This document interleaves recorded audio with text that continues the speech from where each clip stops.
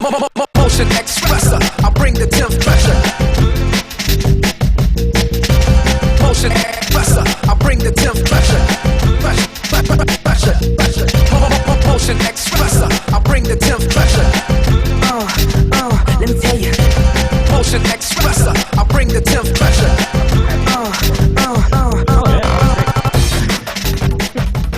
Hey everybody, and welcome to the Hashtag Hypetrain Podcast. I'm Mike.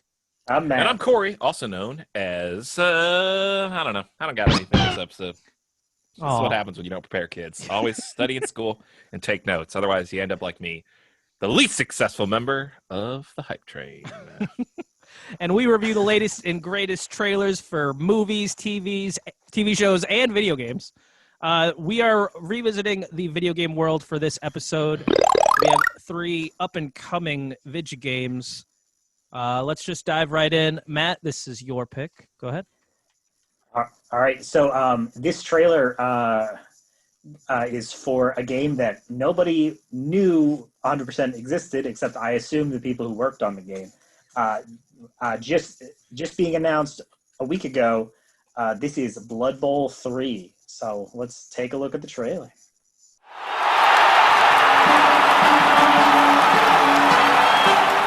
I made it. Finally. After all these years of hardship. After everything they told me. I will show them that even I can be the best player. Blood Bowl!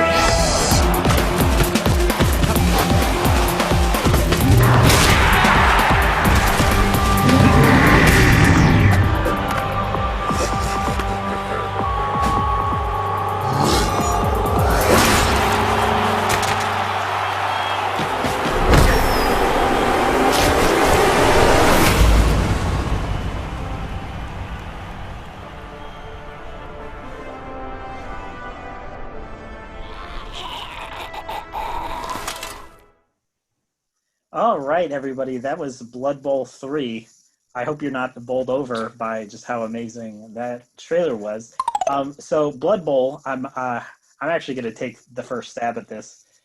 Blood Bowl is originated as a tabletop game by Games Workshop, the creators of Warhammer 40K, and all that. It's set in the Warhammer fantasy universe. It's strange to me that they're still making Blood Bowl video games because they don't even make Warhammer Fantasy anymore. But when I was a younger nerd, I played Warhammer Fantasy a lot, the tabletop game, and I was super invested in the universe and everything. So I thought it might be fun to see that world again in this trailer, which this trailer ended up just being members of that universe just massacring each other in wacky, violent ways. Kind of like a Mutant League, like hockey and football vibe. But there have been 2 other Blood Bowl games. It's really actually more like rugby, I think, than football. But basically, that's what it is. It's a American football rugby-esque game where you play as like orcs and dwarves and elves and stuff, and can inflict mortal carnage on your opposing team while trying to put a spiky ball in, the goal. So that's what Blood Bowl is. I will say, incidentally, right when I picked this trailer, the parent company of the developer, I would pronounce it as Nacon or Nacon, but it's French, so I don't know, got very negative publicity for a completely unrelated reason. There is litigation in which Nacon has tried to present itself as the rights holder to a game about Cthulhu that has to be pulled off of PS4 and Xbox One just last week because Nacon is basically trying to steal all the profits and not pay the developer. So that's a thing that happened in between when I picked this trailer and that. So, popcorn over to Mike. All right. I've never heard of Blood Bowl, never played the first two, but I am the guy that has to go and research all the stuff. So I looked into the first few games. It's a turn-based strategy game, but a lot of its charm comes from these characters. Like the announcers in the second one were a vampire and an ogre. Hi, everyone. Our goblin technicians have been working night and day for the last year in order to deliver you the best quality service ever. Absolutely, Bob. We can. You blithering snotling. And they make little comments even during while the game's going on and based on your decisions. And it's pretty funny. It's, they're looking at, like, whenever they go to replays, they look in their crystal ball. So it's very like set in its universe. It reminds me, it's funny because it reminds me of a D&D campaign I did. And also I'm not really into D&D because afterwards I was like, nah, this is not for me. But I mean, D&D is pretty popular now, I guess. But the campaign itself was like, our party had to fight a bunch of goblins in a football-esque game that I forgot what it's called, but like the ball was a big rock that we had to hurl. And it was, like when we drew out the map, it was just a big football field and we're running and killing people as we're doing it. It just reminded me of that because it was, literally the trailer starts out with goblins and stuff. But again, I'm not huge into this fantasy thing. Like I've given it so much, I've given it so many shots. I've tried to watch The Lord of the Rings. I'm still currently trying to watch The Lord of the Rings with a friend. It's so long. And yeah. And like I said, I'm just not into that stuff. If you watched the last episode, not a fan of Dragon's Dogma, not a fan of D&D. So not a fan. This isn't really for me. I'm just not a big fan of turn-based strategy games in general, other than like Magic the Gathering, but that's with paper. Boo. That's with cards. That's different because it's cards. I'd like to point out that the original Blood Bowl, the tabletop game, is of course by nature turn-based. There's both a turn-based and real-time mode for the video game. So that's cool. It's not necessarily turn-based.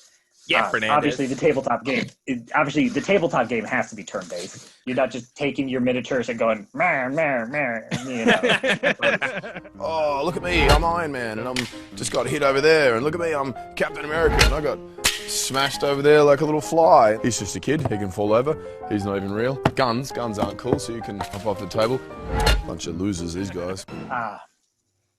All right, I'm popcorning over to Corey. Go ahead and do your thing. This when Blood Bowl first came out as a video game, I want to say either Blood Bowl 1 or 2 was like a free game of the month on some system. But in my head, for some reason, I was confused. Like I had switched Blood Bowl with being a reboot to Mutant Football League. So I remember downloading it and then just being extremely disappointed because I was dumb and didn't know the difference. This is 100% why I picked this trailer, because I knew it would have been free and Corey would have played it at some point. I didn't understand the circumstances, but I assumed Corey would have played Blood Bowl. So naturally, let's say it was 2. Naturally, I booted up 2, and I was like, yeah, man, this is going to be great. I'm going to play some football and Smash. It's going to be real fun. And then I started it, and it was like, welcome, Gronglor. It is time to select your team. And I was just like, oh, I don't like this at all. So when Sanford picked this trailer, and I was watching it this week to get prepared for this, I was just like, oh, it's Britta's in this. Oh, I don't I want to know why these goblins are attacking us. Maybe these woods are their rightful land, and from their perspective, They're the AT&T of people. So I actually don't have like anything to add to this segment of the train, other than the fact that I'm a dum-dum and thought Blood Bowl was Mutant Football League. Anything else before we boom or bust this guy? How do you guys feel about that poor goblin announcing his hopes and dreams and then being brutally killed on his first play? From what I know about... Did you not identify with that goblin? Did you not pin all of your hopes on the goblin in the trailer? And then I'll answer for Fernandez. Because he was like, yes. Fernandez was watching this and was like, yeah, fantasy is stupid. Take that, you stupid goblin. I hate fantasy. I'm Mike. Man. Well, I was basically just going to say no. But that sums it up pretty well. All right, boom or bust. Matt, you pick this one. Let's hear what you say. Boom or bust. Yeah, bust. I always try to go a little bit off the beaten path for trailers. I don't think it's necessarily interesting if we watch trailers for things that we are pretty sure will be good all the time. Based on this trailer, this makes Blood Bowl look worse than I assumed it was, to be honest with you. This trailer did not entice me in any way. It made the game kind of look kitschy and dumb. So there's that. Kitschy and dumb. Corey, how about you? Bust for me. No, just no go. Yeah. It's not a thing. What about you, Mike? Yeah, let's make it a triple bust. This thing, not for me. I'm surprised they made it. Like when it came out, I was like, there was 2 other Blood Bowls, but whatever. So yeah, I guess we're closing the book on Blood Bowl 3. Let's move on to the next trailer here. This is my pick. It's Star Wars Squadrons. I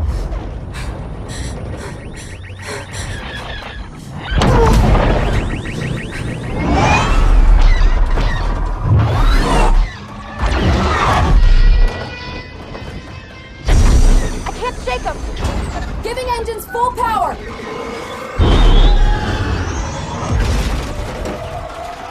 Think you can escape? This is gonna be close.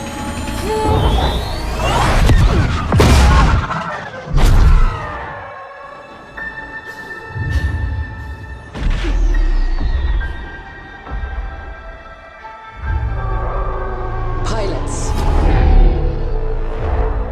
you are the Empire's strength.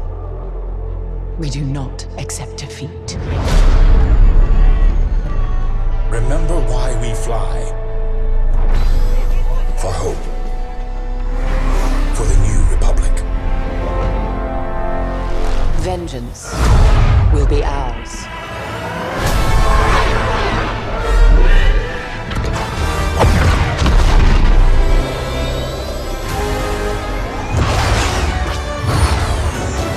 Seize that moment. When the perfect shot makes history. 5 pilots. 1 squadron. The galaxy's finest.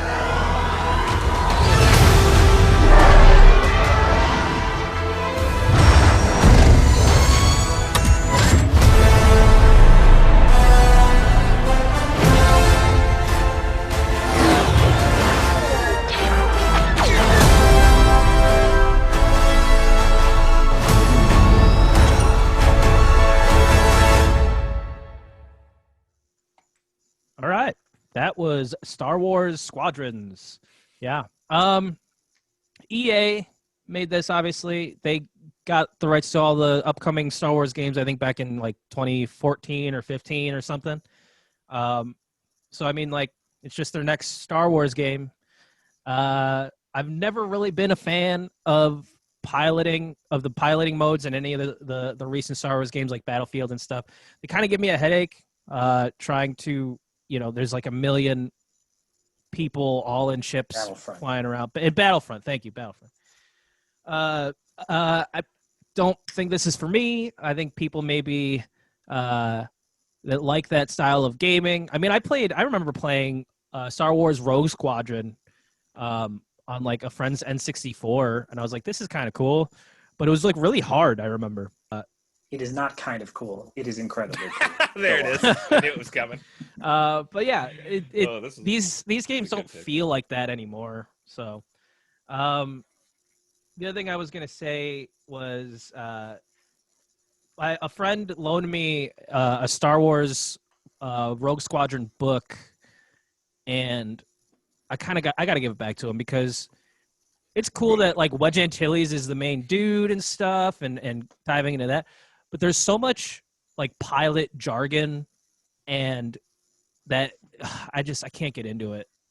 And it's weird. It's because like, you read a book that maybe has like battle elements of war and stuff, and maybe it's a little more grounded. But this one, it's all made up stuff. So it's just hard and kind of dense when I'm reading that stuff, and it puts me out of the book itself. So, but Wedge Antilles is cool, and I just realized now from watching the trailer that he's in this, and it's cool that even though EA says that these games here are part of the canon for the new Star Wars films, right? I believe that they can still throw it back. Yeah, pretty much. Well, he was in the most recent movie too.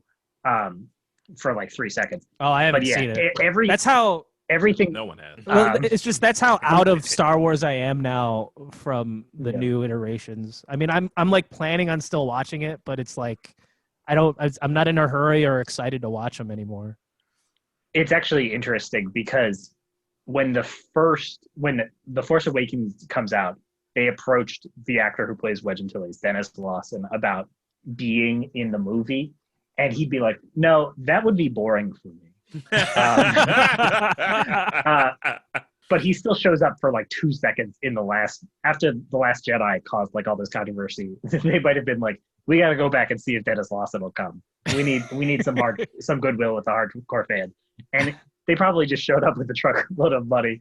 They're like, you're not even a famous actor. We shouldn't have to do this. Just show up for a day. They drove a dump truck full of money up to my house. I'm not made of stone. Well, that's pretty much all I have to say about the game, though. It's not for me. I'm not a fan of this, of this part of the Star Wars games is in the flying of the ships. So I'll popcorn to you, Matt, since I think you have a little bit more insight on this stuff than me. So go ahead. Yeah. Everyone, welcome a special guest to the Hashtag Hypetrain Podcast, my cat, Rudy. Rudy. Who has decided to jump up. I had to move the computer so he wouldn't kick me out of the recording, and he's now being pet by me. So just so you know, put him on that's screen. Happening. Add the applause.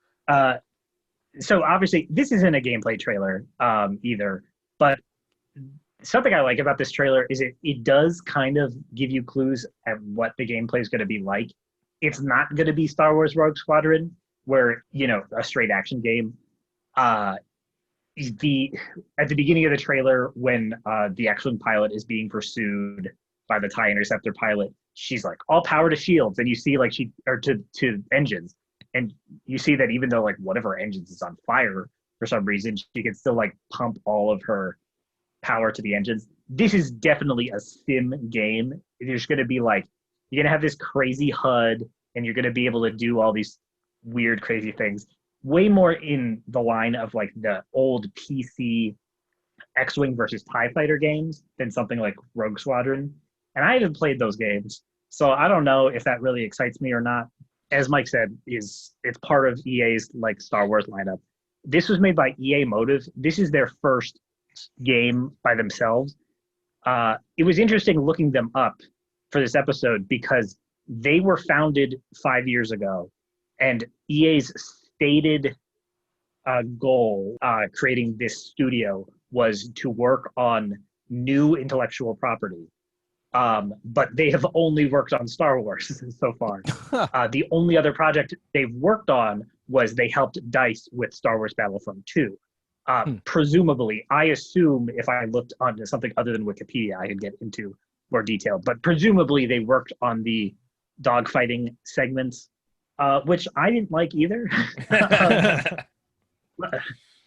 But Rudy is now eating the wire of my headphones.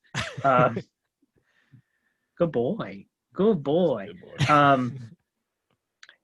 So that has nothing to do with the trailer, but that's the big thing for me. I didn't like those segments. I didn't like Star Wars Battlefront 2 overall, to be honest with you. But I don't enjoy those segments. So hopefully this game is more than just that. If it's just more bells and whistles put on that element of Star Wars Battlefront 2, this is going to be a terrible game. But, that's not necessarily what we're getting. So we'll see. That's real quick, pretty much what... Yeah, there is... So when I was researching, too, there are gameplay trailers now out for this. So I'll put up some footage of that. It looks like it is going to be different from the Battlefront games, but I don't know. Not for me. Anyway, go ahead. I saw somebody's preview, but that person didn't really explain how the gameplay actually feels, so I just didn't know. That's really more what I had to say.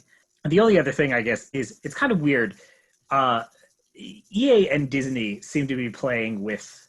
They obviously like to play with established Star Wars canon.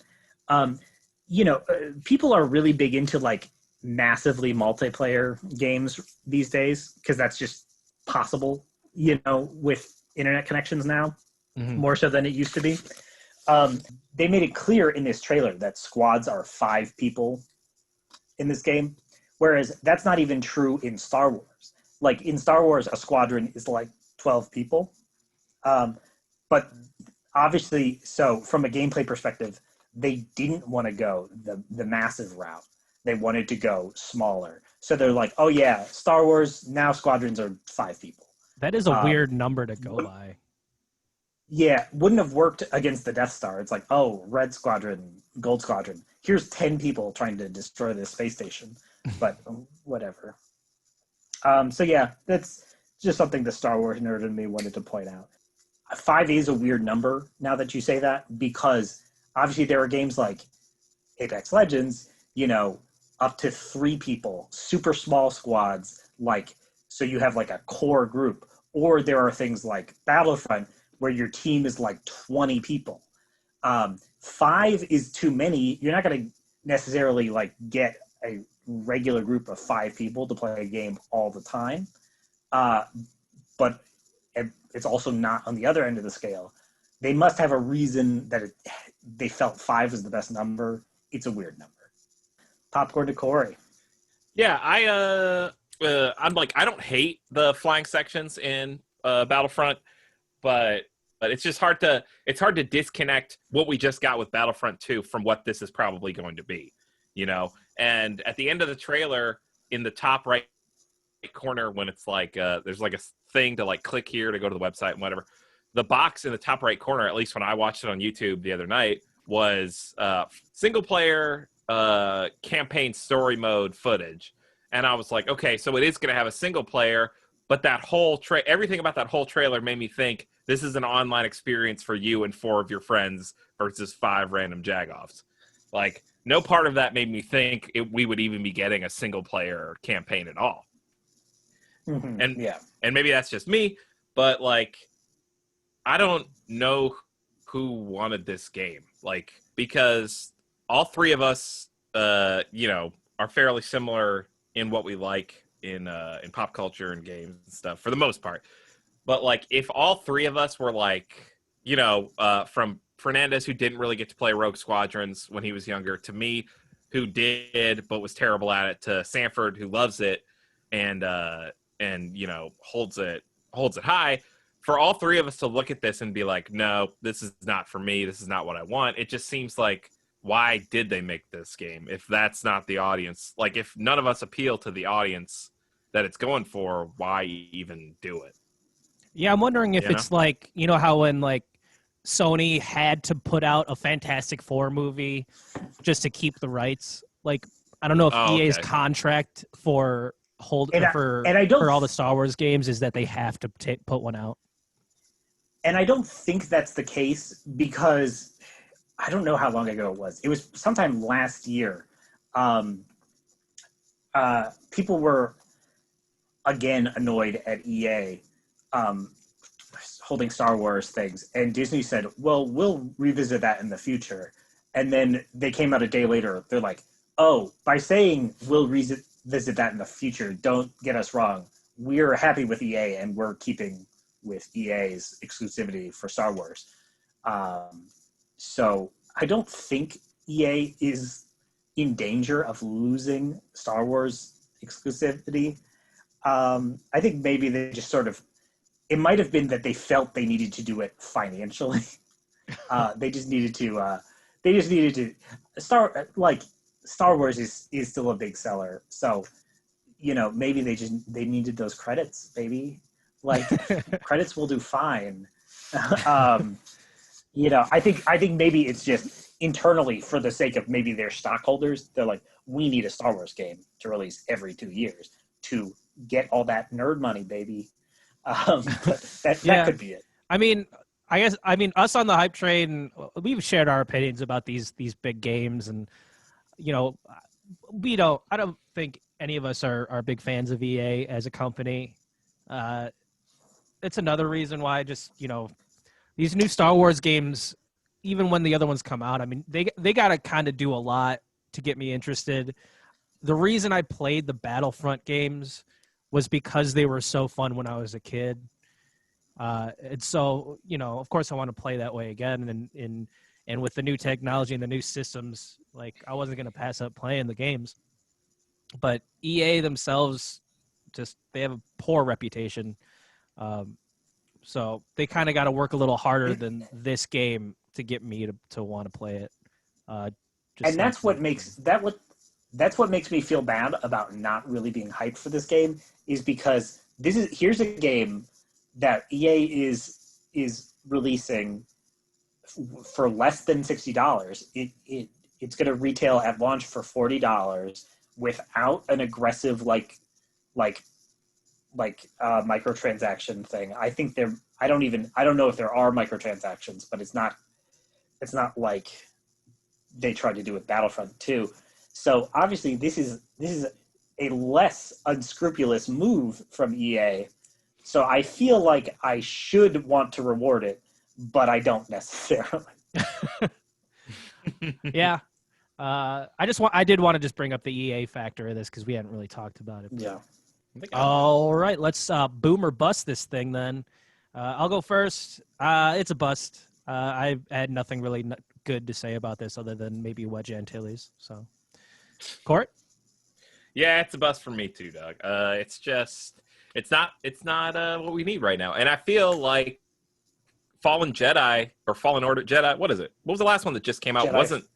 It wasn't that long ago, right? To be needing to drop a new Star Wars game. Yeah, Jedi Fallen Order. Yeah. So bust for me, Sam? Yeah, I'm gonna bust this as well. I want to want this game, but I just don't. If it comes out, consider me willing to be pleasantly surprised. If this comes out and everyone's like, oh no, like this is a step in the right direction, I might give this a shot, and I want this to be a good game. I just don't think it's going to be. All right, well, that should be it for Star Wars Squadrons. This last trailer here, this is your pick, Corey, so why don't you go ahead and set it up for us? All right, guys, here we go. Supermassive Games is back, continuing the Dark Anthology? The Dark Damn. Pictures. The Dark Pictures. Damn. Dark Pictures Anthology. The Dark Pictures. So, Supermassive Games is back with the Dark Pictures Anthology's second entry, Little Hope. Here we go. Leave all that in. It's real. I'm not going to do it.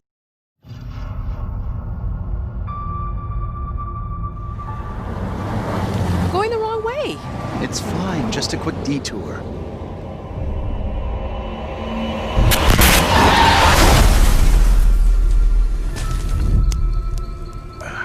What happened? Where are we? We're near Little Hope. Sounds like a fun place. Funnily enough, Little Hope does have an interesting and dark history. The way this fog just appears, it's not natural. Seems the fog won't let us go anywhere except into the center of town.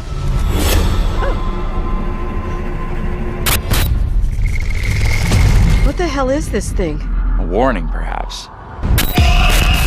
Get off of me! What more proof is needed that the devil walks among us in Little Hope? There's someone else out here, by the fire. Come play. Come play with me. My God, what do we do?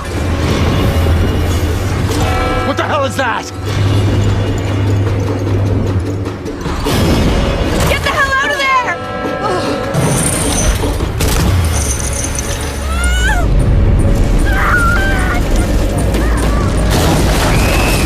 I'm next.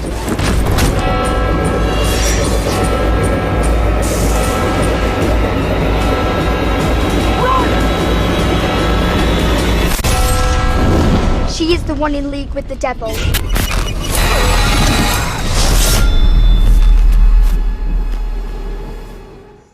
All right, guys, that was the Dark Pictures Anthology, Little Hope, which is the second in the installment, the first being Man of Medan, or Medan.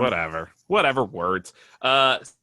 So I picked this because I'm a fan of Supermassive Games, like first real entry, which was Until Dawn. I liked it so much that I bought it on PlayStation and played through it myself and tried to get a bunch of different endings and stories and the best possible outcome. And I also watched 3 separate YouTubers / YouTube groups play through the story just to see how they chose and what happened with their playthroughs. So that happened before the company started to come together and launch this 8-part Dark Pictures Anthology. And I played about, let's say, 2 hours of Man of Medan, and it sucks. Like, it is not good at all. Like, the graphics are horrible, which it doesn't look like they've improved any in this trailer for Little Hope. Like, the voice acting is fair at best, like in the best parts, and then it gets really just chalky and blocky and uncharacteristic in the rest. And the quick time events are clunky and slow. But there's just something so intriguing about the premise of this, of like an interactive movie that you can play either by yourself or with friends. They talk about, or not talk about, but they mention the online 2-player in the trailer really quick, which I think is a cool setting, kind of like what PlayStation Share wanted to be, even though it's just like a broken system that I don't think anyone really uses. Like, Sanford, do you remember the one time we tried to do it and like it was just glitching all over the place for the 5 minutes we did it? Oh yeah, it was did not work. It was not a good time. it was not a good time. Other than that, I don't really have much to say about this game. I didn't do research. I don't do that. That's not my thing. I'm not the one who does that. So I'm going to kick it to the person who sometimes does. Fernandez, what are your thoughts? My research was just basically about how it's connected to, like you said, Man of Medan. There really isn't much else there, man. I didn't really go that far into it. I just thought it was cool that they're making this little anthology of horror video games. It's an interesting genre. I too have played Until Dawn. I have my own feelings about that, though. I mean, I didn't play it all the way through because there's a part where I realize I'm playing as a teenage girl having a snow fight with my friends, and I'm like getting really invested in my relationships with these other teenagers, and I'm like, this is getting weird, and I'm not really a big fan, just because there's parts in these types of games where it's not as big part of the story. They're building you into like to kind of dig you deeper into like the characters, I guess. And I don't know, I'd rather it slows the pace of these games down for me, like Until Dawn and what was that other one? My Strange Life or whatever. Do you guys know what I'm talking about? Life is Strange. Life is Strange. Yeah, I played that. That was actually really good. That one kept my attention for a bit. But there are parts where I'm realizing like it feels slow and clunky, having to build so much of being into the character that the actual story pace is slowed down to me. But I thought this was a really cool idea. Whether or not it was, executed very well, it sounds like it wasn't, considering, Corey, you actually have played some of these. I haven't played any of them, any of these Dark Pictures games, but it looks like there's a lot of hype to it. They're putting in, Will Poulter is the main actor that's in this. With games where they actually bring in live actors for, like, there was this, Hayden Panettiere was in Until Dawn, right? And Hayden Pantene Pro V. Yeah, Remy Save Malek the cheerleader, was in save the Until world. Dawn as well. Who else? And then your favorite, Corey, Ellen Page was in that Beyond Two Souls game, which was actually pretty fun. Yes, she was. That's a different. That's not even. Oh, I know, but it's not like this at all. But Willem Dafoe is in Beyond Two Souls as well. Yes, but it's like this thing where bringing in actors into games He's was kind of a video game character himself. That's the meme. Put it up. Put the meme up. 6 different memes. Before I completely lose my train of thought here, I was trying to harken back to what I said in the last episode about the future of storytelling, and that's what's super intriguing to this endeavor into making a horror anthology type thing to me, with these video games trying to tell a story in a really unique way, and more games are doing that. And it's interesting to delve into the styles of them. Yes, like we just said, Beyond Two Souls is a totally different type of game than this, but the games that started out doing this, you have was it Heavy Rain and or his favorite game. All these story-driven games. Some of them, just like movies, some of them hit the mark and some of them miss the mark.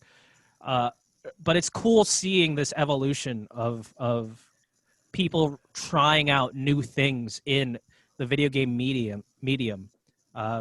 We got to see a lot of the evolution of video games in our time and how everything is. I mean, kids today, they kind of get to jump into the video game world at a way different part of it and not knowing the history of stuff. We've seen it come a long way.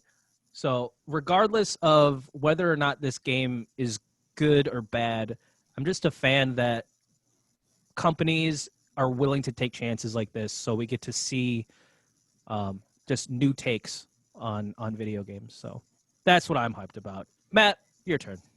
I'm glad you said what you just said at the end about you being excited to see video games go in new directions. One thing that I think is interesting to point out, we brought up Supermassive Games, the people who developed this game. This game is published by Namco, the creators of Pac-Man. So I think that's that shows like the full circle. So to see sort of like a Japanese company branch out into this sort of thing. Obviously, Supermassive Games is not a Japanese developer, but to have Namco Bandai put their name on this, that's interesting to me. Everything about this game existing, I appreciate, is about the ambitiousness of it. Everything I don't like about it is everything else.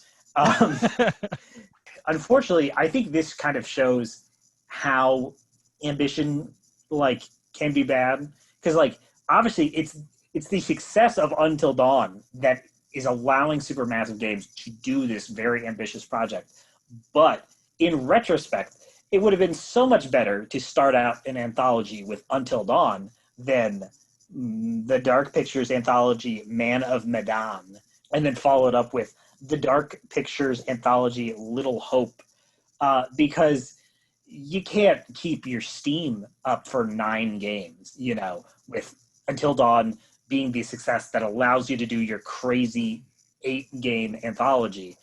When I was researching just on Wikipedia, the Man of Medan failed to sell even 2/3 of what Until Dawn sold. Oh, man. I think they're just not giving themselves enough time. The article did say the idea behind the Dark Pictures anthology was to be releasing a game every 6 months, but this game is coming out 14 months after the Man of Medan. So that has also proven to be a problem. Yikes. To talk about this trailer and what the plot seems to be to this game looks like somebody played Silent Hill once, did not get the point of why Silent Hill is scary, and then made a video game. It's like, oh yeah, there's a town and there's fog and you can't do stuff because of the fog. You know, it just doesn't seem like this is going to work out. I mean, hopefully I'm wrong. And hopefully the Dark Pictures anthology can make it to all 8 games. The trailer doesn't look good. It doesn't, there's nothing here to grab me. So yeah, I wish Supermassive Games well in this crazy ambitious endeavor. I don't necessarily believe it will go well. All right, guys, we've reached a segment of this trailer where we're going to do the boom or bust, and we're going to kick it to Mike to start. Mike, boom or bust? So, I think I'm actually going to boom this, and the reason is we are obviously going to get more of them, most likely, unless this completely bombs and derails this project completely. But here, this boom is in hopes, you know, it's to hopefully the next one will maybe bring this project back together and make the anthology of the Dark Pictures worth it. Matt, how about you? Guys, Foster the People, Mark Foster. It's the future of music, man. You know, the Dark Pictures anthology, Little Hope. That's the future of storytelling, man. Like, no, this is a bust for me.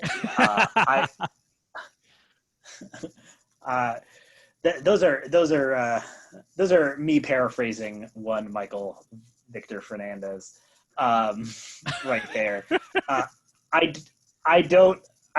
I hope I'm wrong, because it would be great for this to be like this, for this to succeed. But I just don't.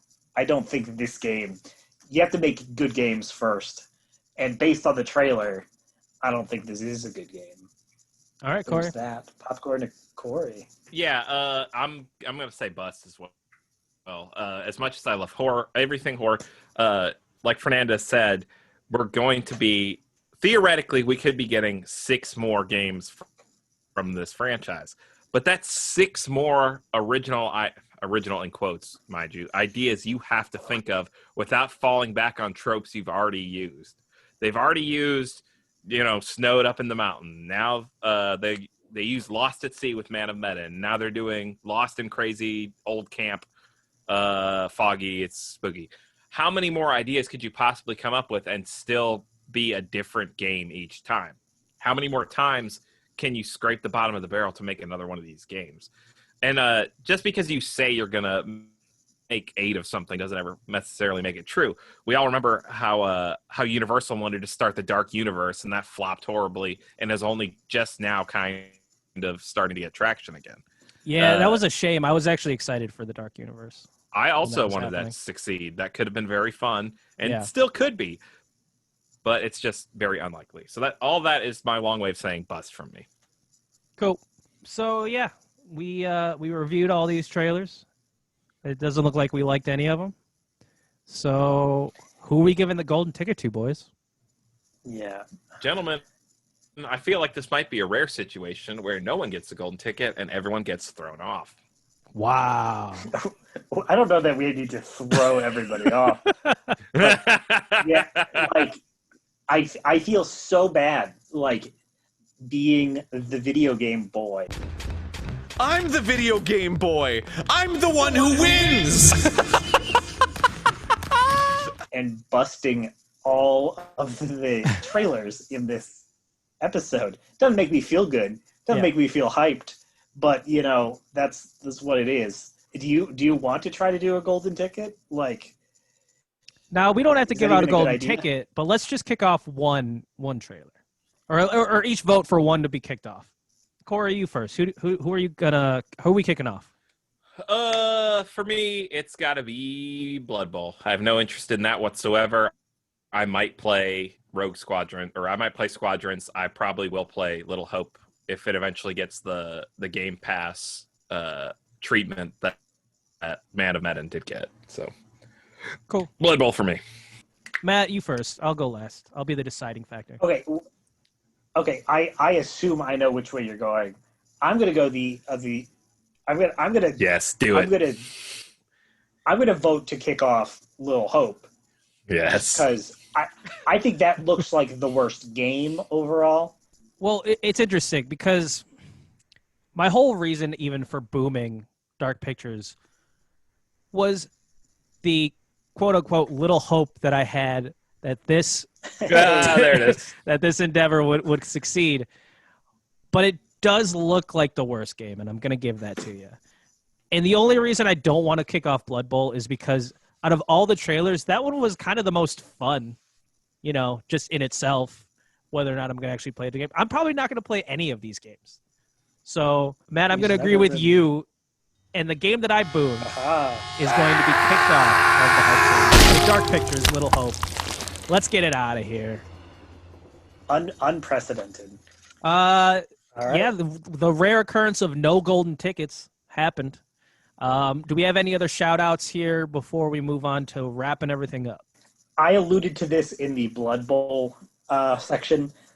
There has been a controversy with the parent company, so not the developers of Blood Bowl, but the parent company of the developers, basically trying to not fulfill its contract with a developer of a game that they published, and basically trying to say that they own the IP, we get the cut of the profits. Since this contract is dead, we get the profits.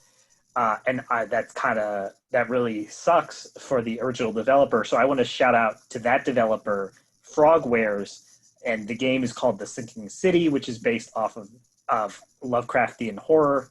I haven't played that game yet, so I don't know if it's good, but if anyone wants to show them some love, the game's been delisted on PS4 and Xbox One, and on some platforms on PC as well, but they self-published on Switch, so the game's still up, so they're still getting money from it. Oh, okay, good. I was going to say, because if they're going through this legal battle, like, how do we support the actual developers of this game? So Switch. So if anyone wants to, and I think some platforms on PC they self-publish too. I'm not positive on that, but so if anyone wants to look into what's going on with Frogwares, and then, because I'm sure my terrible description is insufficient, but if they want to, if after looking into it for yourself, you want to support Frogwares, The Sinking City is available, and you can show them some love on Nintendo Switch. With that, guys, I really want to hear from you. Anyone out there that does listen to this, what do you think? Comment below. What do you think about Frogwares and all that stuff if you do look into it? What do you think about the new Star Wars games and EA? What do you think about this crazy Dark Pictures anthology thing? Maybe you do like it. Who knows? Maybe you don't care. Maybe Blood Bowl's your thing. What if maybe you love Warhammer and want to see it come back, because I think people still play that even though they don't make anything else for it. But who knows? I just want to hear something from you. But if you don't comment, that's fine too. I think Corey here is gonna tell us why you should, and it's gonna be great. So Corey, why don't you just take us home? Guys, as we approach our resting station for the day, I want to just thank you so much for tuning in. Thank you for liking, commenting, and subscribing if you did, if you do. Guys, please, I'm going to actually personally drop a comment down below and let you know some random thoughts from whatever day this ends up airing. Just so Fernandez has some peace of mind that someone actually listened to this. So if you are listening right now, if you made it to the end of this podcast, please, even if you're just drop an F in the comments, it's fine. Just like put a funny GIF or put up your favorite picture. Put a picture of your pet so Rudy's not alone on this ride. We'd love good to see idea. that. Yeah. Always remember to take care of yourselves, guys. We may be nearing what some people think is the end of this 98 Degrees reunion tour, but just remember to please be washing your hands, support your local post office, always drink plenty of water, make sure you're getting a decent amount of movement, exercise in your everyday life. And other than that, signing off for the Hype Train, I'm Corey. I'm Mike. I'm Matt. And we will see you guys on the next ride. Talking about a certain somebody. I had to steal a bike for him. Yeah. Talk about love. Pretty girl, was a pretty busy girl. Lifted double shifts for the utility bill. She has dreams of jumping off the campus and landing in an uptown palace. Breaks more than a sweat.